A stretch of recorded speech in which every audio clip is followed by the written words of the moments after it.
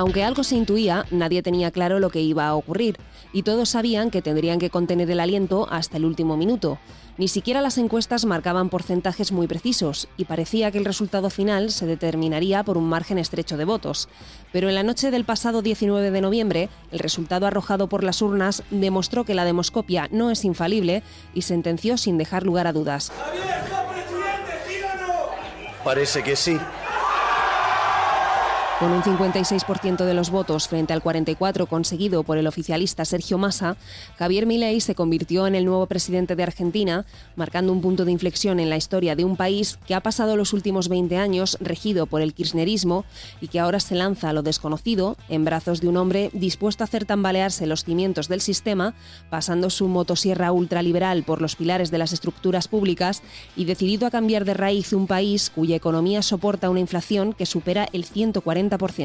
Ultraliberalismo o barbarie, la receta de Milei para Argentina.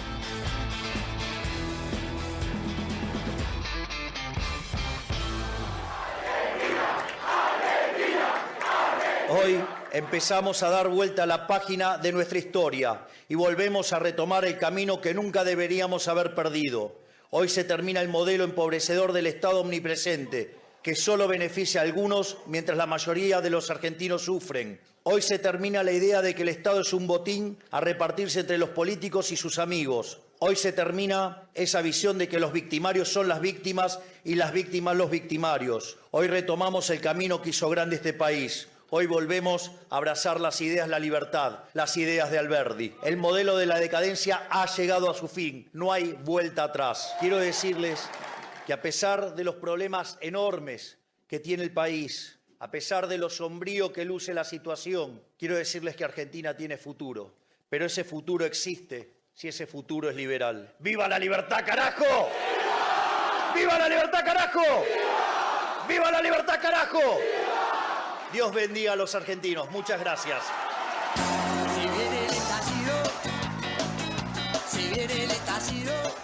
Josefina, hola. Hola María, muy buenas. Josefina Giancaterino Stegman es jefa de sección en el área de sociedad de ABC y no podíamos encontrar mejor persona para contarnos sus impresiones sobre lo que acontece al otro lado del charco porque es argentina. Josefina, ¿qué sentiste al descubrir que Javier Milei iba a ser el nuevo presidente? Bueno, pues la verdad que sorprendida sobre todo por la cantidad de votos que sacó. Es verdad que, bueno, cuando ya se llega a esa segunda vuelta, entre Massa y Milei, bueno, pues sí, había posibilidades dentro de lo que es esperable, pero lo que yo creo que fue una sorpresa enorme, lo que a mí me sorprendió personalmente, porque me lo preguntas, pero yo creo que fue una sorpresa que no se lo esperaba a nadie, es la cantidad de votos que sacó. Fue un triunfo arrollador el de Milei, en 20 provincias de 23 y con más de 14 millones de votos, o sea que yo creo que incluso la gente que decía voy o impugno, o voy y voto en blanco, o no voto, yo creo que al final terminó saliendo a votar pues todo el mundo. La verdad que un número enorme, muy, muy sorprendente, sobre todo en provincias aparte que habían sido feudos, por decirlo de alguna manera, el kirchnerismo de toda la vida, incluso que ha pasado con barrios también, ¿no? En España, e imagino que en muchos otros países, el retrato de Milei nos muestra a una persona irreverente, excéntrica,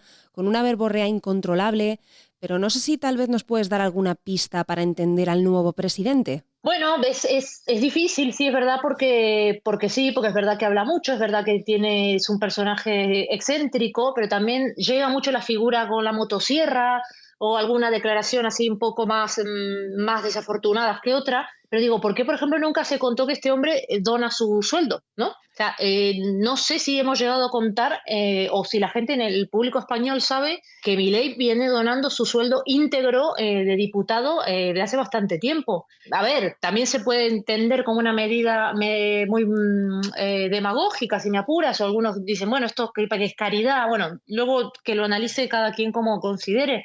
Pero tiene otro lado interesante que es más, no sé, que creo que está un poco más lejos quizá de esa parte que la que parece, ¿no? Como una persona que desentona, ¿no? Tiene gestos buenos, ¿no? Luego muy emocional, me parece también, se le ve un tipo sensible, muy cercano dice que es que es católico, pero está muy cerca también del judaísmo, tiene muchos encuentros con rabinos, en ese sentido se le ve que se emociona mucho, ¿no? con la Torá, con un amor irrefrenable por sus perros, ¿no? Porque habla siempre de sus perros. Bueno, la relación excelente que tiene con su hermana, la que adora y bueno, que está muy presente. Yo creo que es eso, que se cuenta también, bueno, que es muy rockero, que le gusta mucho la música también, ¿no? O sea, que tiene muchas aristas, ¿no? Tiene muchas aristas y bueno, y las que nos quedan por descubrir, por supuesto, ¿no?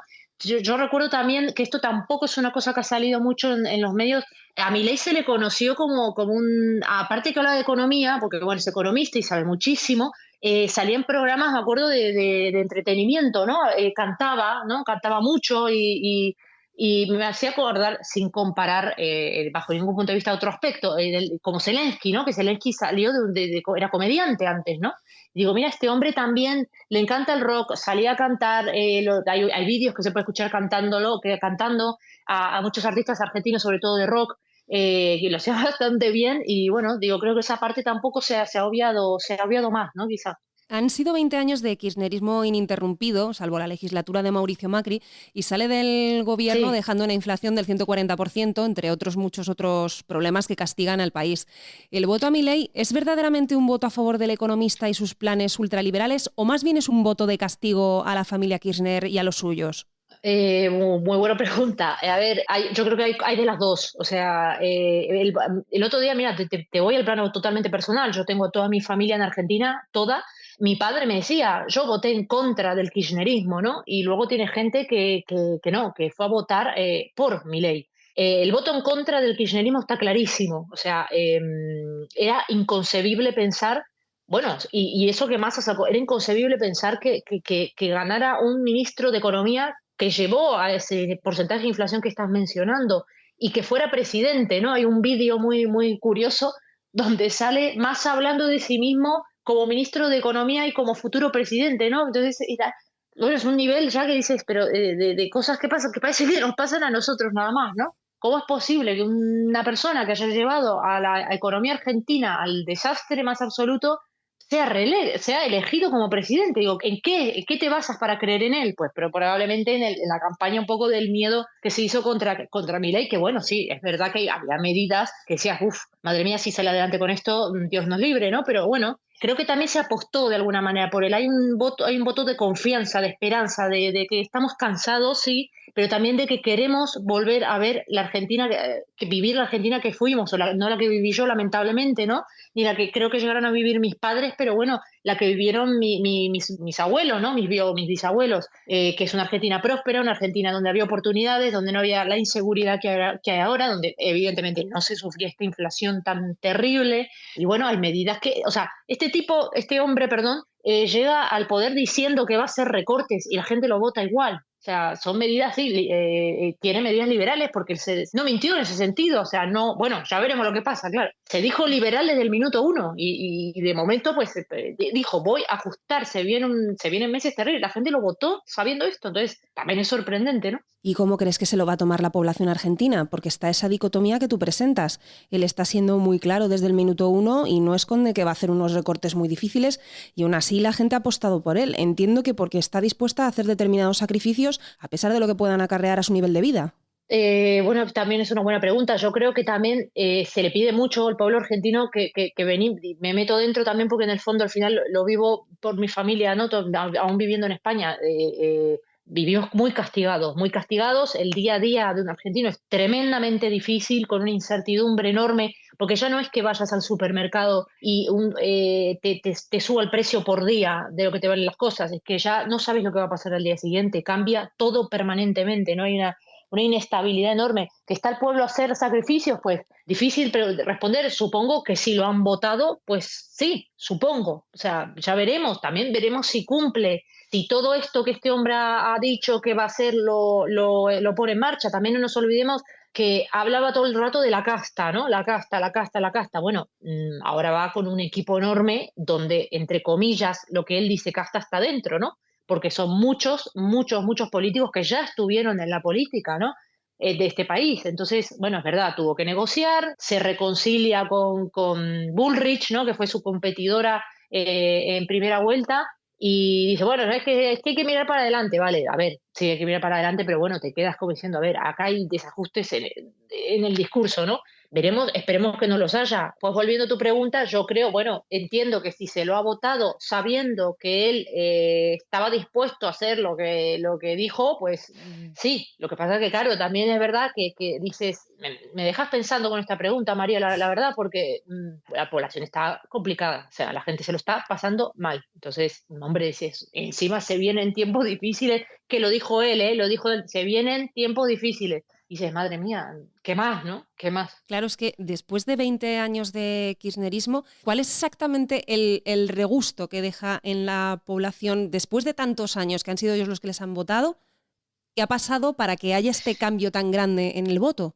Yo creo que apareció una figura que no se esperaba, ¿no? O sea, realmente este hombre sale de la nada, ¿no? Hay también otra anécdota curiosa que él dice siempre, es un vídeo que se puede ver en internet, que él dice, bueno, si no te gusta lo que está pasando, hacé un partido político y presentate. Y el tipo lo hizo. Y él lo dice, ¿no? Me dice, me creé un partido y me presenté y ahora es presidente. No había, ¿no? No había ese personaje, un candidato como este de fuera, ¿no? De la que no perteneciera a la vieja política. Creo que confluyeron las dos cosas, el hartazgo, que la gente dijo basta, ¿no? La gente dijo basta. Una inflación, insisto con el tema de la inflación, no porque realmente es asfixiante y que confluye con un nuevo candidato, una persona que aparece nueva, fresca, por decirlo de alguna manera, ¿no? De renovada, de que no te ha contaminada y que dice, pues me pongo a vuestra disposición, ¿no? También es verdad que, hombre, se ha votado al kirchnerismo en repetidas ocasiones, aún con inflación y con un montón de problemas, ¿no? Eso, bueno, pues, también es otra cosa que tendremos que evaluar los argentinos, ¿no?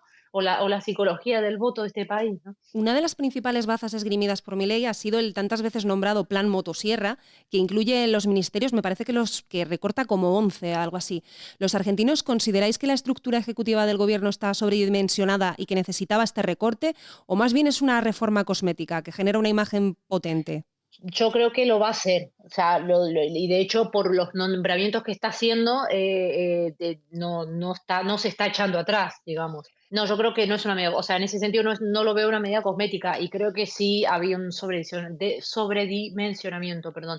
Un poco, esto me hace acordar mucho a los 22 ministerios que nos quejamos aquí, ¿no? Mucho de los 22 ministerios que tenemos aquí en España, que podrían ser menos. Al final acá, cuanto más ministerios, más gente, más secretarios, más funcionarios, más asesores, más políticos, ¿no? Y todo esto es una persona que viene diciendo que va a recortar, pues lo lógico es que empiece recortando desde casa, ¿no? Que en este caso es el gobierno. Yo creo que sí había una sensación de exceso de nombres y de sueldos públicos que estamos al final pagando todos, claro. Josefina, solo me queda una pregunta. ¿Crees que Javier Milei será capaz de sacar a Argentina del agujero económico en el que se encuentra de una vez por todas? ¿O temes que se sume a la lista de decepciones de los últimos años? María, me haces preguntas muy difíciles. A ver, pues como esto queda grabado, tendré que tener cuidado. No sé qué decirte. Es difícil, es difícil. Quiero creer, te puedo contestar, quiero creer que lo va a arreglar. Es difícil, no lo sé. Primero, partimos de una situación de base terrible, terrible. Quiere hacer muchas cosas, no sé hasta qué punto va a tener apoyo suficiente para hacerlo. Y Argentina, insisto, viene de una base, esto es como salir de un pozo que está muy, muy, muy, muy abajo, ¿no? Te va a costar, claro, va a costar. Yo no lo sé, no lo sé. Igual nos defrauda, ¿eh?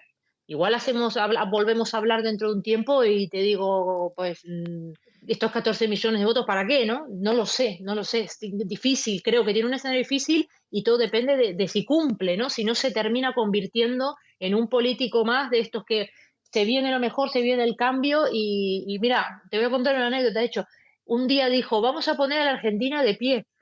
Y dice, el lema de Alberto Fernández, el que ahora deja el poder, era, vamos a poner a la Argentina de pie. Claro, cuando lo escucho otra vez digo, madre mía, no, por favor, o sea, usa otro eslogan porque es que, madre mía, no lo sé, no lo sé.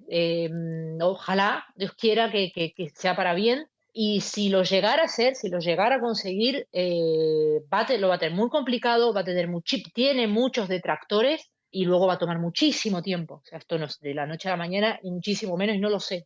O sea, ojalá no nos defraude, pero puede pasar. En Argentina todo es posible, María, así que no lo sé.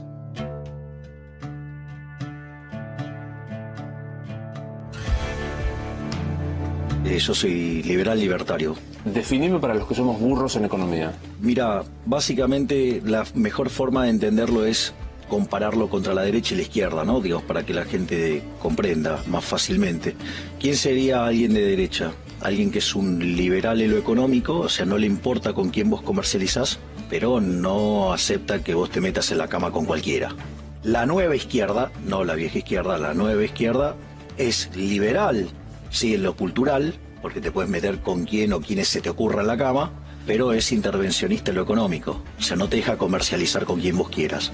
En el concepto del liberal libertario, estamos hablando del respeto irrestricto del proyecto de vida del prójimo, y como tal, vos, mientras que no le jodas la vida a nadie, podés hacer lo que quieras, comercializar con quien quieras, meterte en la cama con quien o quienes quieras, mientras que no jodas al otro, no pasa nada. Liberalismo ha sido la palabra bandera que Milei ha blandido a lo largo de su campaña, la piedra definitoria de su ideología y de su proyecto político, y que ahora tendrá que aplicar para cumplir con una población a la que ha prometido que sacaría del pozo económico y social en el que se encuentra. Pero mientras esperamos ver la puesta en marcha de las primeras medidas, trataremos de entender qué es el liberalismo y hasta dónde puede llegar. Y lo haremos de la mano del profesor Juan Gimeno Ullastres, catedrático de Economía Aplicada de la UNED. Profesor, ¿qué tal? Muy bien, encantado de estar aquí.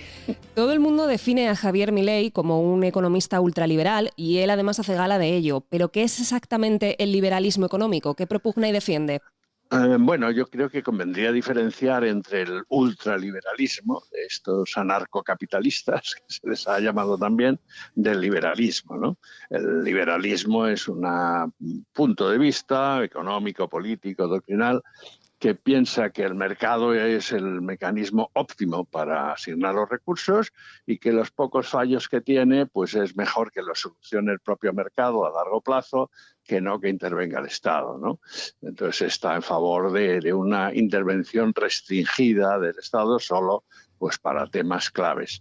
El ultraliberalismo va mucho más allá, quiere prácticamente que desaparezca el Estado, es decir, cualquier actuación estatal se considera negativa y por lo tanto pues va mucho más allá que un liberalismo, digamos, más centrado y más habitual. Milei se va a encontrar con una Argentina con serios problemas económicos que arrastra desde hace mucho tiempo, pero hay un dato que sobrevuela todas las conversaciones, que es ese 140% de inflación que atenaza al país. ¿Qué significa un dato así y cómo afecta a los ciudadanos? Vamos a poner un ejemplo, al comprar una barra de pan. Bueno, pues evidentemente significa que cada día te cuesta todo más caro, ¿no?, que el día anterior. No es que al cabo de un año veamos que han subido las cosas, sino que día a día, ¿no?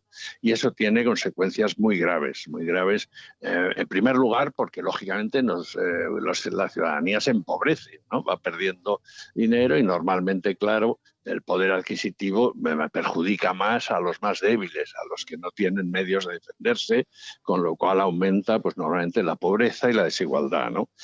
Por otro lado, la economía va perdiendo competitividad al ser cada vez más caro producir, más difícil intercambiar con el exterior, etcétera, y además pues se lleva una espiral de deterioro, porque claro, ese menor consumo real pues lleva a descenso en la producción, a más desempleo, una espiral de pobreza que se ve agravado por la inseguridad, ¿no? Es imposible planificar, es imposible prever inversiones a medio plazo porque no sabes cuáles van a ser los precios dentro de 2 meses, ¿no? Y eso implica que claro, pues se agrava muchísimo la situación y sobre todo en relación al exterior, ¿no? Por ejemplo, el endeudamiento pues está, por ejemplo, en dólares, que es lo habitual, pues significa que cada vez necesitas más moneda nacional para pagar la misma deuda, ¿no? Entonces, eso lleva a algo que ya es habitual en Argentina, que la ciudadanía son los primeros especuladores contra la moneda. Es decir, en cuanto tienen moneda la cambian inmediatamente porque saben que se va a devaluar casi también cada momento. O sea, que no solo afecta a la barra de pan, sino que afecta a la vida cotidiana y lleva a un deterioro que yo creo que ha sido una de las razones también de este triunfo de alguien que propone algo distinto a ver si cambia una situación insoportable. Está usted hablando de esa conversión a dólares. Milei parece totalmente dispuesta a iniciar un proceso de dolarización de Argentina. ¿Pero en qué consiste algo así? ¿Y cuánto le puede costar a un país dejar su moneda, en este caso muy castigada, y meter en sus carteras una divisa distinta? Bueno, primero, en todo lo que está proponiendo hay que ver de lo que ha dicho a lo que va a hacer, ¿no? Ya se ha notado un cambio en el camino hacia la segunda vuelta de las elecciones, donde ha estado más moderado, donde ha puesto los pies un poco más en la tierra, ¿no?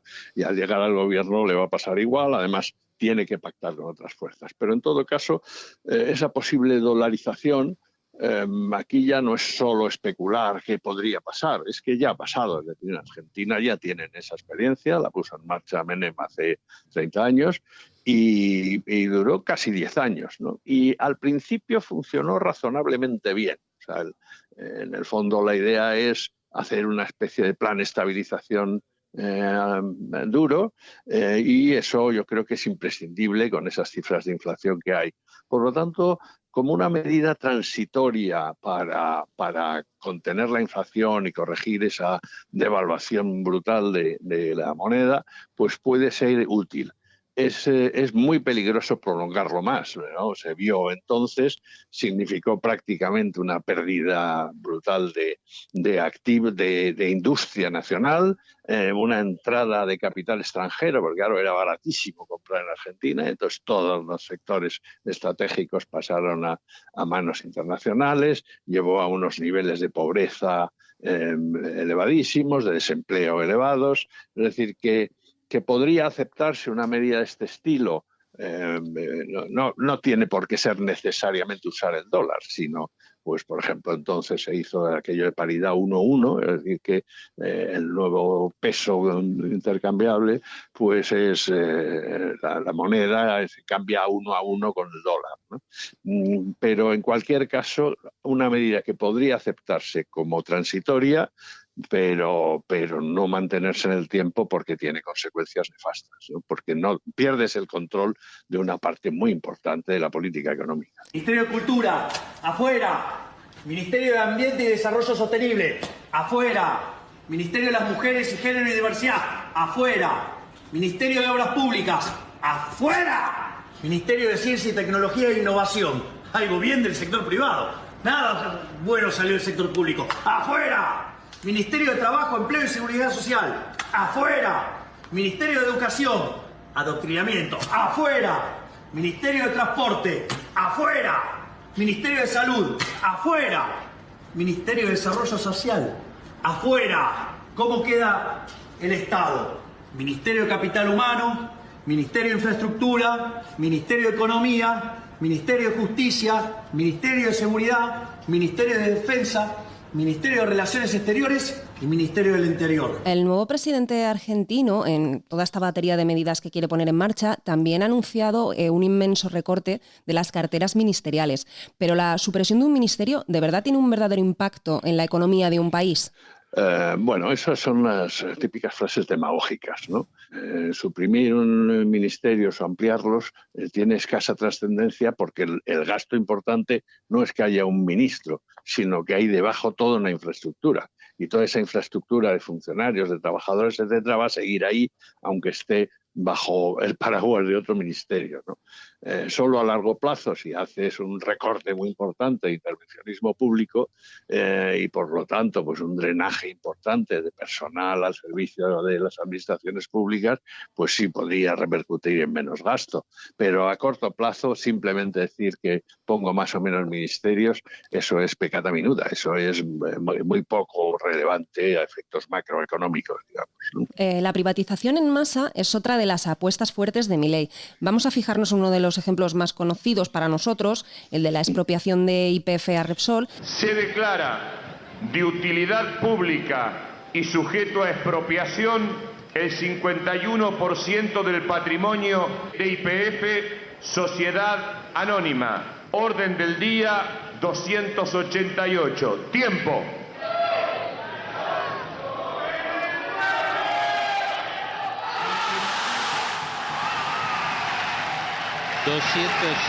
Diputados votaron a favor de este proyecto que recupera para el Estado Nacional el 51% de las acciones de YPF que estaban en manos de la petrolera española Repsol. Y que ahora Milei quiere revertir y volver a privatizar. Para los legos en la materia, estas idas y venidas son un sin Dios, así que como experto en economía, ¿nos puede explicar qué sentido tiene, en qué benefician movimientos así a un país y por qué Milei considera fundamental la privatización para sacar a Argentina adelante? Claro, pues efectivamente esa expresión tan gráfica de subsidios creo que define bastante, ¿no? Hay decisiones que tienen que ser estables, ¿no? Para inversión extranjera, para actividad económica, un punto de seguridad a medio plazo es fundamental y estos vaivenes son terribles para el prestigio de una economía, ¿no? Aquí el tema de privatizaciones o en manos del sector público es discutible, tienen ventajas e inconvenientes, depende también de sectores más o menos estratégicos, importantes. En general, pues hay que tener cuidado en una economía donde cada vez son más frecuentes los monopolios o oligopolios, ¿no? Donde muy pocas grandes empresas controlan, pues a veces el que exista algún contrapeso público pues puede ser positivo y en cambio la privatización total pues lleva a que se concentren muy pocas empresas, el control del mercado y al final también genera inflación y excesos de posiciones de dominio y mucho poder político. Es decir, que ahí hay unos debates de fondo muy trascendentes que, por ejemplo, en la pandemia pues se ha visto en Europa, ¿no? Cómo se echaba de menos alguna presencia pública más presente o alguna intervención de inversiones extranjeras en sectores estratégicos que no sabíamos muy bien cómo parar, ¿no? Bueno, pues esto indica que es algo que hay que ir con cuidado y el ideal, difícil en un mundo polarizado como el que vivimos, pero el ideal sería que ese tipo de decisiones respondieran a decisiones de Estado y un poco pactadas entre fuerzas políticas diferentes, ¿no? Y luego está la otra patita del plan de privatizaciones de Milei, que es privatizar materias como la cultura, la educación o la sanidad. ¿Se puede llevar a cabo siquiera? ¿Y cuánto se podría tardar en privatizar, pongamos, todo el sistema de educación y cómo, claro? Bueno, pues primero es difícil, efectivamente, hacerlo técnicamente, ¿no?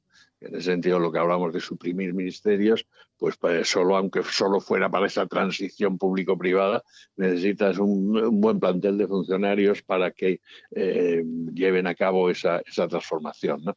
Pero luego creo que socialmente sería insoportable. Es decir, una privatización de la educación y la sanidad significaría que una parte importante de la población, y más con esa amenaza de mayor pobreza que se puede prever de las otras políticas, pues hace que quede fuera de la educación, que lleve a mayor desigualdad creciente, no digamos en sanidad, donde se quedaría prácticamente relegada. En general, este tipo de procesos de privatización suelen ir a que cada vez hay menos cantidad de oferta para buena parte de la población y sobre todo peor calidad, ¿no?